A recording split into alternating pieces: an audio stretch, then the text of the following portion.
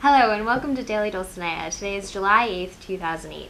Today we'll speak about high cholesterol in children, the birthday of John D. Rockefeller, as well as the premiere of the Wall Street Journal over 100 years ago today. Josh, can you start us off on high cholesterol in children? Yes, I can. The American Academy of Pediatrics says that children as young as 8 years old could start taking statin drugs or cholesterol-lowering drugs. Now, they also said that children as young as 2 should definitely get checked for their cholesterol if they have a history of cholesterol problems like high cholesterol in the family and obesity. And the screening should start no later than the age of 10, they said.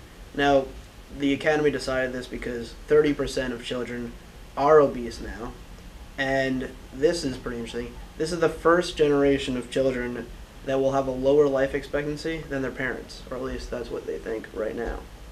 But many argue that the side effects of these drugs are not completely clear right now, and they could potentially be harmful. And there's really no need in giving kids these drugs if they could just exercise or eat healthier. Mm-hmm.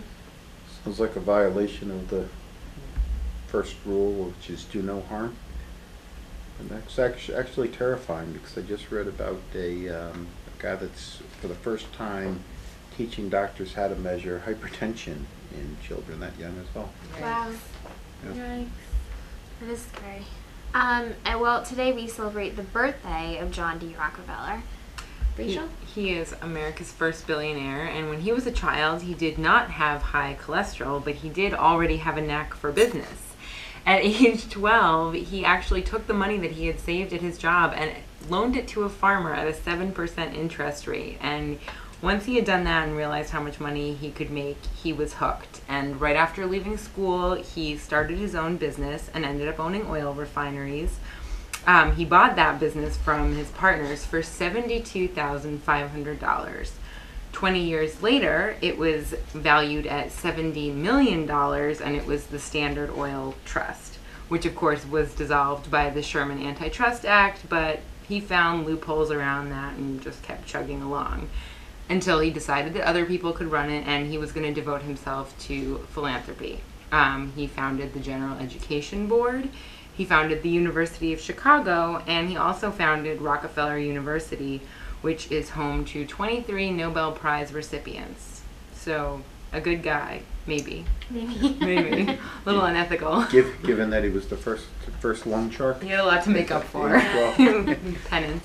And thank you, Rachel. And from one business genius to two others, actually. Today is the premiere of the Wall Street Journal over 100 years ago. Actually, there were three. And that's a big part of the story. On this day in 1889, Charles Dow Edward Jones, and I'm going to give this guy full credit, Charles Bergstresser, formed Dow Jones.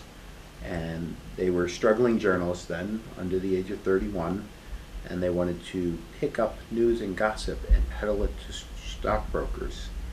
And it's a good thing Bergstresser subverted his ego here, because I think we'd still be talking about this if it were the Bergstresser Dow Jones Industrial Average. I don't think so. How did the Bergstresser close today? Somebody would have taken the position from him. Interestingly, the Financial Times was their main competition at the time, and still is today. They were one of the first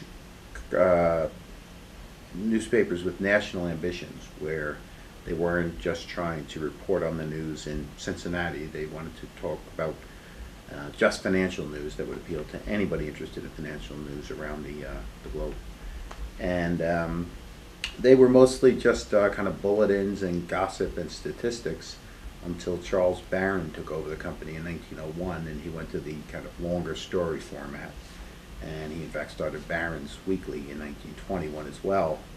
And then in 1941, there was a Bernard Kilgore who came on board, and he brought in the current mix of international affairs and politics and mainstream news stories that makes it the publication it is today.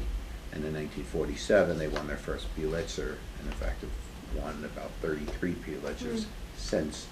So it's a pretty formidable record. And then, interestingly, as everyone well knows, in 2007, Rupert Murdoch bought the company for $5 billion. Perhaps, as some people complain, bringing it back to its gossip roots. One of the most interesting things about the first day that it was published is that the edition sold on the newsstand for 2 cents, and one of the original editions sold recently on eBay for $1,652, which meant if you bought that, didn't read it, and just put it in a hermetically sealed bag, you got a return of 83,000 times your investment, which I think is probably better than any of the stock tips they had in the paper that day. So. That's true. I hope Murdoch will bring back the Berg dresser for comedy's sake. Yeah. You never know with Murdoch, you might just get that actually. We need to do some more research Yeah. on Berg's dresser and find out They what hire happened to him. Lindsay Lohan. Yeah. Well, that's all the time that we have for Daily Dulcinea today. For more information on these stories as well as others, please visit us at findingdulcinea.com.